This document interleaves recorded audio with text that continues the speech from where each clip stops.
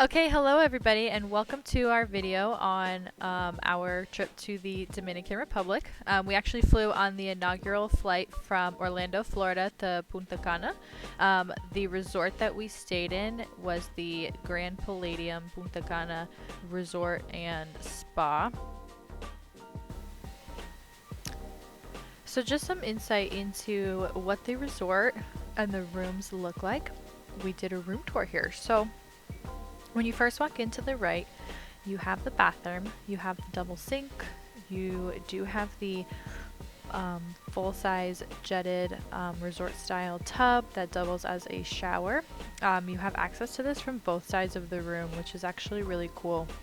But then as you walk back out and you're still in the hallway, you do have a closet to your right-hand side. The closet has a safe and some drawers on one side of it.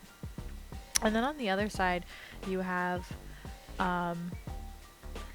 your robe and slippers. And then just behind us, you do have the full-length mirror. And then the room opens up. So you can see here you do have the full-size king bed, some seating. The balcony right here actually opens up to the pool. So without further ado, let's get this vacation started.